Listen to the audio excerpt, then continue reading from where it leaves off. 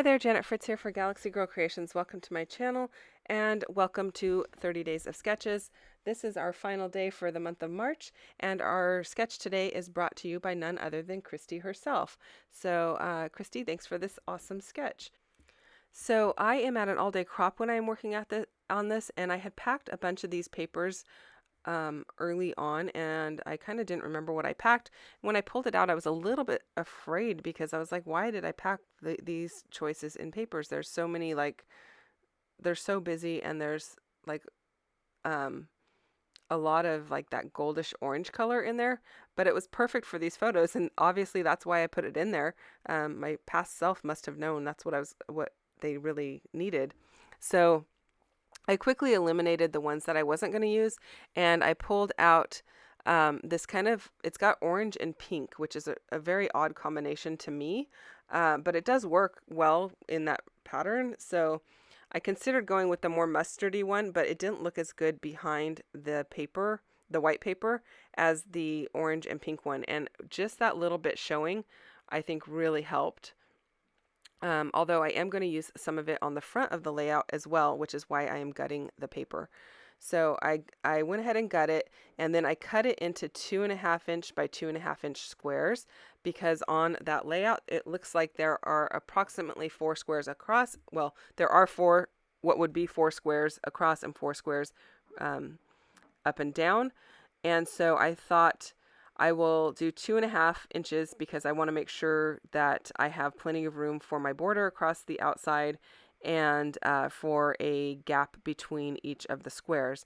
Now, as you see on the sketch, there are really only 3 squares across the top row, but there is space for 4 squares. So I wanted to make sure that that gap would allow for a fourth square, because in the next row there is a square in that position, if that makes any sense. Basically a grid. That would have been a very simple way of describing it. But I am going to take the papers that are off to my right hand side, and I am going to cut those also into 2.5 inch squares. Well, actually I've already done that.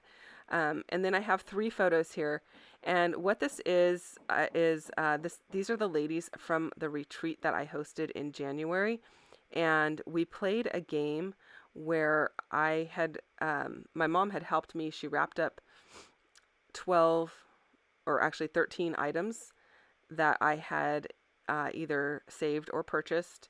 They were all brand new, nothing was used, but they were all scrappy items. And we wrapped up 13 of them, and we played basically what is like the sock gift exchange at Christmas time. If you're familiar with that, you can look it up online for the rules, but basically you roll a dice, and every time you roll a certain number, you pass to the right or you pass to the left, depending on what number you roll. You roll another specific number and you get to open a gift, or you get to tell 2 people to trade gifts, or you trade your own gifts. It depends on what number you roll, basically on what action is taken.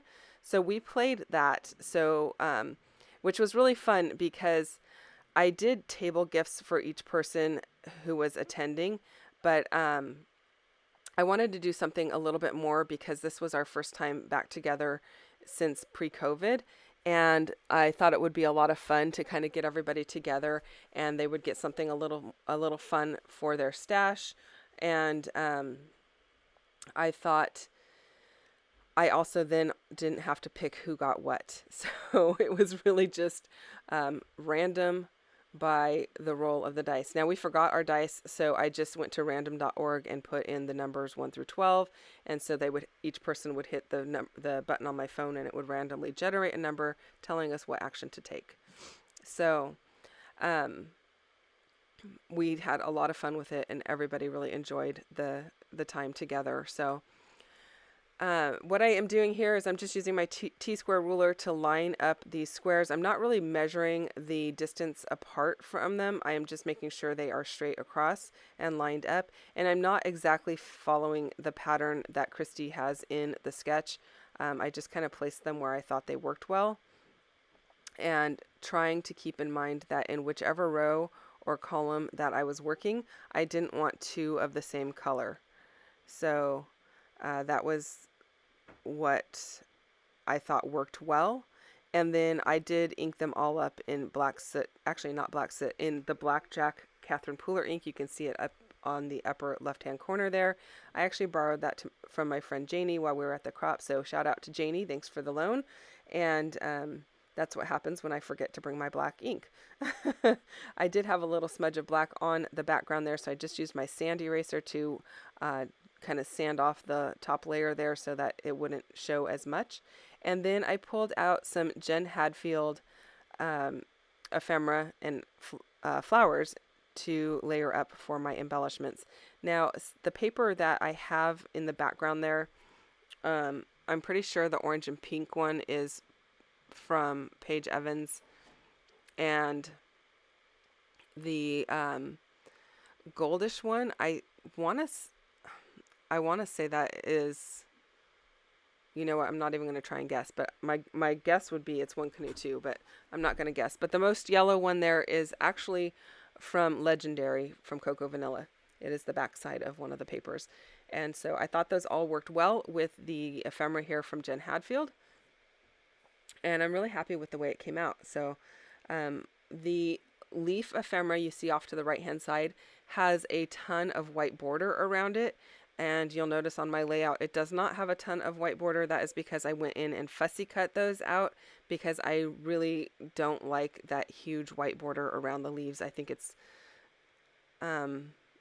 really ridiculous, actually, to be honest with you. I understand why they kind of leave it like that. I suspect it's so that they have a lot more margin for error when they are making the product. They don't cut off things that way. That's my guess. But yeah, it's kind of annoying. So I went to my dies and I pulled out an alphabet here that is a little bit on the smaller side. And I am going to go ahead and cut that out with some foam behind it. And you saw me layer up the foam with the adhesive side up, and then my pattern paper stuck to the adhesive side. And then I will use my liquid adhesive to glue it down. And then I used that same, the darkest gold paper because I thought that was nice and bold. And I'm just playing around with where I want it to be situated. And while I do that, I will remind you to check out everyone else who is playing along on our final day of 30 Days of Sketches and go and give them some love. The links are all down below in my description box, as are the links to the products that I am using today, so that you can find those if that is of any interest to you. You might be wondering what that is in my glue bottle there. I am using a fine line applicator, and it is liquid. It's kind of like Crystal Effects. I can't actually remember the name. It's been in my travel tote for quite some time because I usually use Nuvo Deluxe adhesive, and somehow I forgot that at home as well. So I decided to use what was in my fine line bottle, which is what I always used to use. So I will get the link for that for you as well, just so in case you are interested in what's in it. It does not come in that fine line bottle, but you can easily pour it into the fine line bottle. Then I'm going to just finish it off with some enamel dots from Gina Marie Designs. I'll put the link for her store down below as well. And I chose to do the lavender color that is in the floral clusters there. Just something a little different, and I really liked it. I was actually surprised I had enamel dots in that color, but I was pleasantly surprised that they matched perfectly.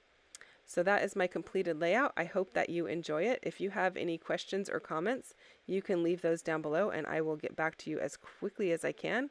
I thank you so much for watching, and if you don't mind hitting that thumbs up button, I would really, really appreciate it. And if you're not already subscribed, I would love for you to subscribe to my channel as well.